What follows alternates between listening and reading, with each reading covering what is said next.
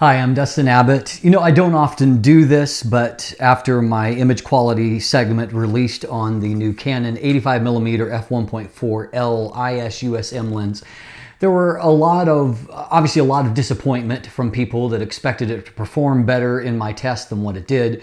Also some people that questioned my methodology. So I just thought I'd give you a quick subsequent follow-up to maybe address some of your concerns and also to kind of lay to rest some of the questions that might be considered variables. And so first of all, those of you that were concerned that maybe I've calibrated the autofocus on the Tamron but not the Canon, that's certainly not the case, number one, but secondly, it's not applicable here because when I do these comparison tests, I want to remove autofocus from the equation if it's not a necessary component. So I will do 10 times magnification and I will manually focus the lenses to make sure that they are perfectly focused. And I think that if you look at the tests themselves, the test shots, you can agree with me that they are properly focused. And so that is not a consideration. However, some of you were concerned because of the difference in light transmission that might cause the the end product to, end result, to favor the Tamron in some way over the Canon. And so number one on that, I do question if people would have had the same concern if the results had come out opposite, but considering that they didn't, what I'm going to do today is just to give you a quick look at what happens if we either raise the exposure value by 1/3 of a stop, which is what it boils down to on the Tamron, or if we lower the exposure value on the Canon. And so we're going to jump in and we'll take a look at that and see how that alters the image, along with I'm going to demonstrate to you why. In fact, there is a little bit less wide open contrast and apparent resolution than what we might like out of this new lens. Okay, as I took a look at these images, I discovered that the difference between the two in terms of the light transmission seems to be about 1/3 of a stop. And so that gives us two choices on how to go about this. So in this case, we'll look at it both ways. I have here at f1.4 versus f1.8, what I've done is I have lowered the exposure value by 1/3 stop on the Canon. And so as you can see, our, while the color is not identical, the light transmission is basically. So let's take a look and see if that makes a significant change here. As you can see, the result really is not radically different. You can still see that there's a little bit of a veiling effect there on the Canon result that's just not there on the Tamron. And so while this isn't necessarily a huge difference in resolution, it's certainly a big difference in contrast. And you can see there that there's just a little bit of a veiling. And if we move off towards the side, you can see here the strength of the Tamron as we start to move away from center, that, as we go out this way, there's no question that exposure value is not changing anything. You're getting the same result there. And some of you said, well, the Canon's stronger on the right side. That does appear to be the case, which unfortunately points to a, maybe a slightly decentered copy, which, is not exciting when you're talking about a brand new, premium series lens. And so, but as we can see that out here at the edge, I mean, the Tamron is still sharper, but the Canon does show better on the right side than on the left. So the other way we can handle this is by leaving the Canon the same and upping the exposure value on the Tamron by 1/3 stop. But, as you probably imagine, that's not going to make the Canon look any better. And frankly, I don't think that it really makes the Tamron look all that much worse. And so if we go this way, Tamron still looks better. If we go the opposite way in the frame, getting over here, the Tamron isn't looking any worse. And so I think that 1/3 stop of exposure value is affecting the final result far less than what, some of you thought that it might. So we'll handle it in the same sequence. Here I have lowered the exposure value by 1/3 on the Canon, and so we can see we're pretty much matched up there now. So looking at the apparent contrast and resolution here in the center of the frame, it's pretty much the same result as what we saw before. We go to the left, there's no question that the Tamron looks stronger out here, and looking at the right, You know, it's closer, but the Tamron looks, you know, every bit as strong, if not stronger, in a lot of these texture areas. And, you know, the biggest difference, I think, is still in the contrast. Okay, and if we leave the exposure value the same on the Canon and we lower the exposure value, or excuse me, raise the exposure value by 1/3 on the Tamron, we'll just take a quick peek at what we get. And here, you know, that certainly isn't making the Tamron really look any worse here at the center. It still looks good. And looking off to the side, here's the strong side for the Canon. You know, the Tamron, it doesn't look any worse for wear, to be honest. And over here on the left side, you know, the Canon is a little bit weaker on this side. Now, one final comparison, just to give you a look at something different, a little bit more three-dimensional. Here we have, you know, these little sheep here. And so here, both of them at f1.8, as you can see, same exposure. But what I've done is I have raised the exposure 1/3 stop on the Tamron. You can see a little bit of that green fringing here and a little bit of that pink fringing here.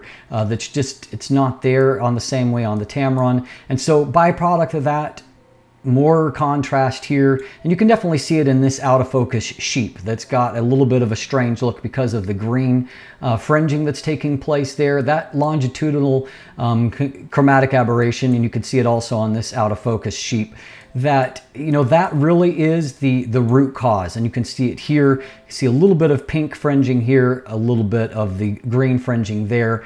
And so byproduct of that is that you have a, you know, just a little bit more apparent contrast from the Tamron because it's not suffering to that same degree.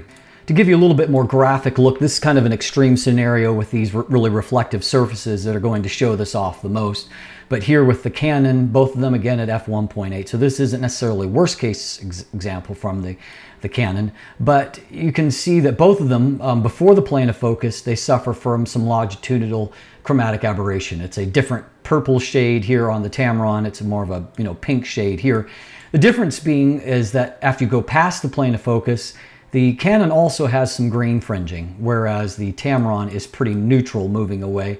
And if we step back and look at the images as a whole, it's particularly that green fringing and the particular shade of the pink fringing in this example that, you know, it doesn't show up as much on the global image of the Tamron as it does on the Canon's image. So that results in a little bit of a loss of contrast.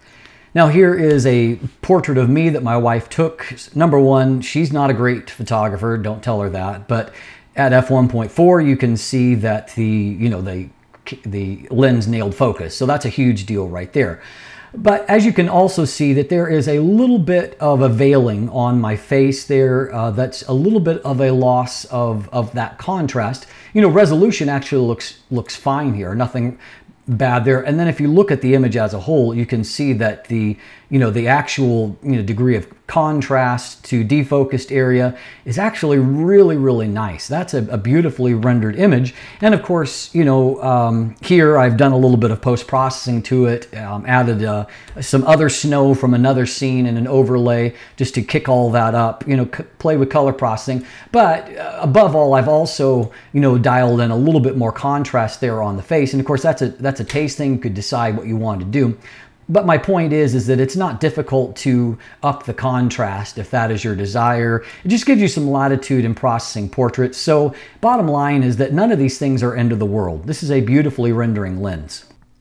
So as you can see, really the principal offender with this lens is really, it's not so much a lack of resolution other than in the extreme corners, where I think that there's a consensus out there amongst reviewers that the Tamron is in fact actually stronger in those corners than what the Canon is.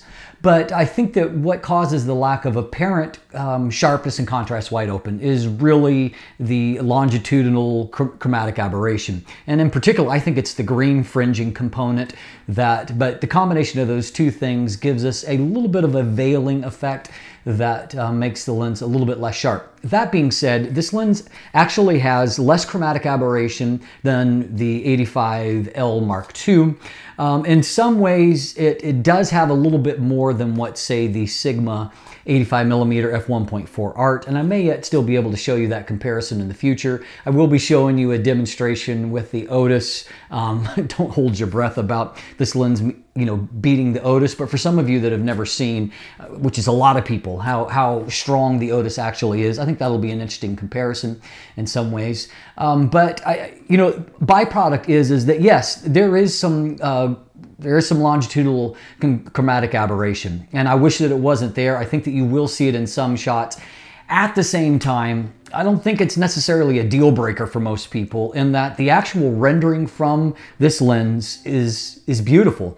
And bottom line is that if you want the various components that are included here, f1.4 aperture, weather sealing, and not just, you know, a token weather sealing, which is kind of what the Sigma has, but a thorough weather sealing, and you want an image stabilizer, this is the only lens that's going to give you all of those things. And so this is a unique lens. And so my goal here was not to be controversial. It's not to bash this lens. And if you watched my previous episode through, you can see that in my follow-up, I said that I actually really like the rendering from this lens.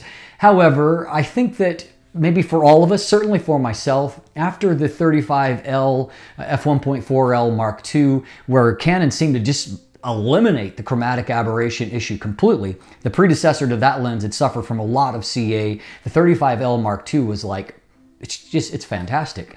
And so I think that maybe that created some altered expectations that they would be able to accomplish the same with this, which they haven't. But what they have done is delivered to us a very effective 85mm lens with an image stabilizer, a maximum aperture of f1.4, beautiful rendering. This is a great portrait lens, and I was not trying to undermine that in my last episode. So I hope that gives you a little bit of clarification and maybe set your mind at ease. I'm Dustin Abbott, and you can take a look down below at all of the usual stuff. You can follow me on social media. You can see more images there, buying links, and thank you always for your support. If you haven't already, please click that subscribe button. Thanks for watching.